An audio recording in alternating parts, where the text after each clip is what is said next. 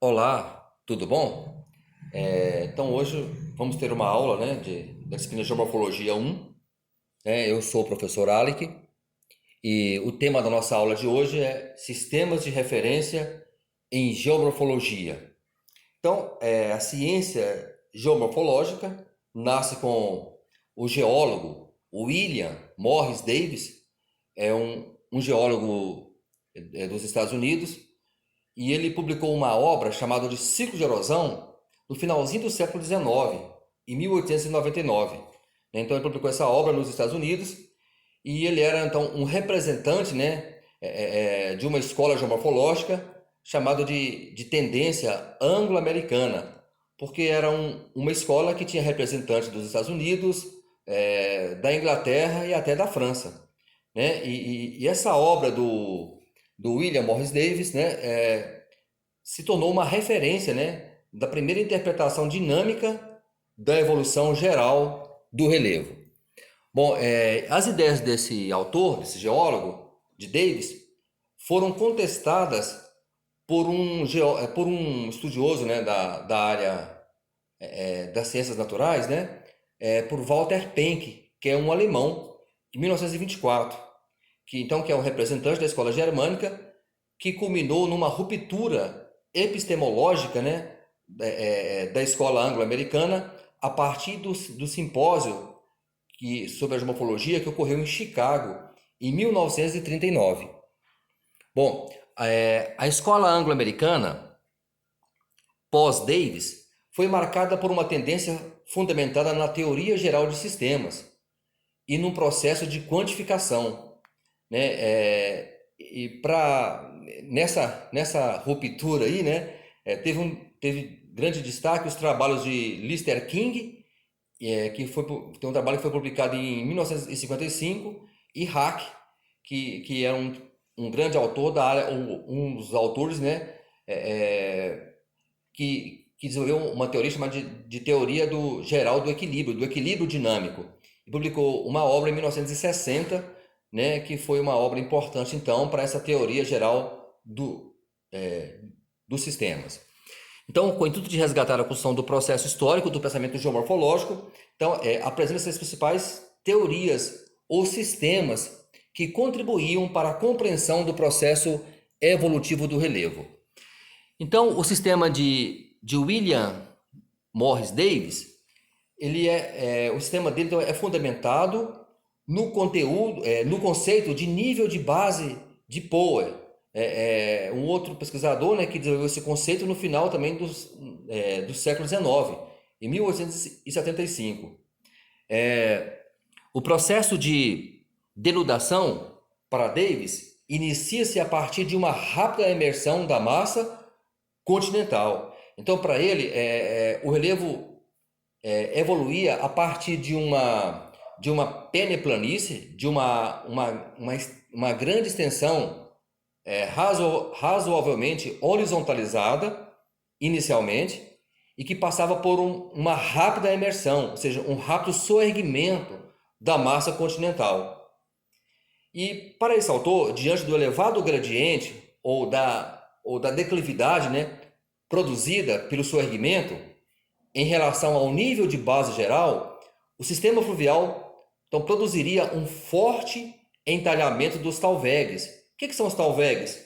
São os leitos, né, dos córregos, dos rios, dos cursos d'água em geral. Estão dando origem a verdadeiros cânions que caracterizam o estado antropomórfico denominado de juventude. Então, Davis então diz o seguinte, então, que para o relevo evoluir, então, primeiro tinha que ter uma superfície mais ou menos horizontalizada, mais ou menos plana, mais ou menos uma planície. Então, aí ocorreria então um grande soerguimento e rápido. Aí, após esse soerguimento, então, os talvegues, né, ou com esse soerguimento, os talvegues então sofreria esse forte entalhamento, criando ou dando origem então a esses verdadeiros cânions, né?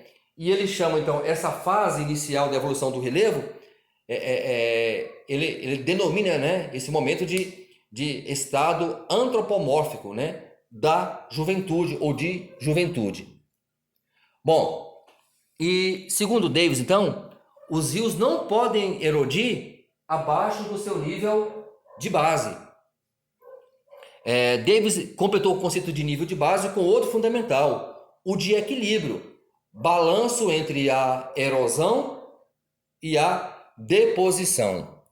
Bom, o trabalho comandado pela incisão vertical do sistema fluvial desaparece com o estabelecimento do perfil de equilíbrio, quando a denudação inicia o rebaixamento dos interflúvios, marcando o fim da juventude e o começo da maturidade.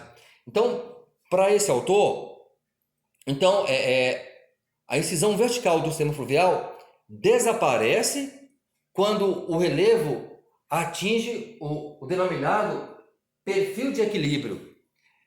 Isso ocorre, então, quando a erosão ou a denudação inicia o rebaixamento das áreas interfluviais ou das áreas entre os cursos d'água, marcando o fim, então, da juventude e atingindo, né, um outro estágio de evolução do relevo chamado de maturidade. E algumas obras do alemão, algumas obras, né, em alemão de Davis abordam os possíveis efeitos de levantamento e erosão consecutivos. Isso, inclusive, é uma das grandes críticas sobre o trabalho de Davis, né, que ele fala, então, nesse ciclo geográfico, que primeiro, então, tinha que haver um soerguimento e haveria, então, uma estabilização para depois começar a haver a erosão. Mas em alguns trabalhos que ele publicou na Alemanha, quando ele esteve por lá, ou de publicação também das suas obras nesse idioma, no idioma alemão, ele trata que o soerguimento, que ao mesmo tempo que ocorria o soerguimento, ocorria também os processos erosivos. Mas a principal obra dele, que é o ciclo de erosão, não traz essas informações. Bom, então aqui um esquema, né, sobre a evolução regressiva no sistema fluvial, conforme Davis, né?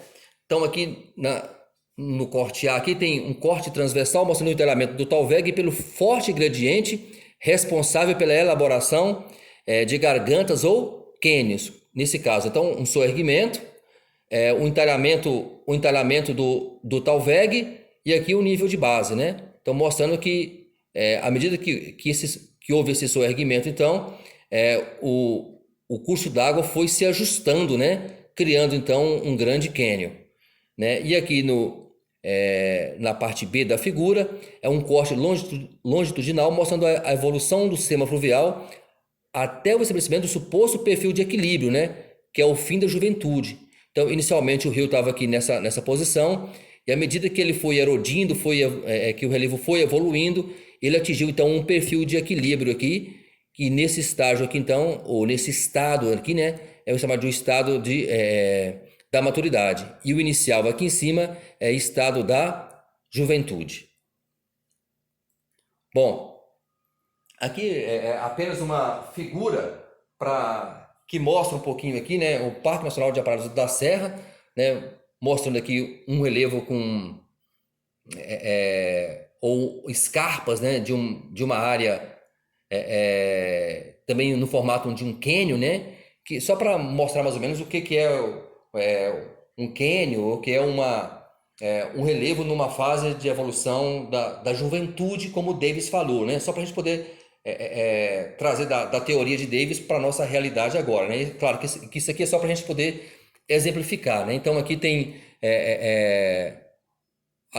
o topo, né, dessa área elevada aqui, de repente essas escarpas, né, em forma de cânion ou garganta epigênica, como alguns autores chamam na geomorfologia. Então isso aqui para Davis é considerado como um estado de evolução do relevo, como um estado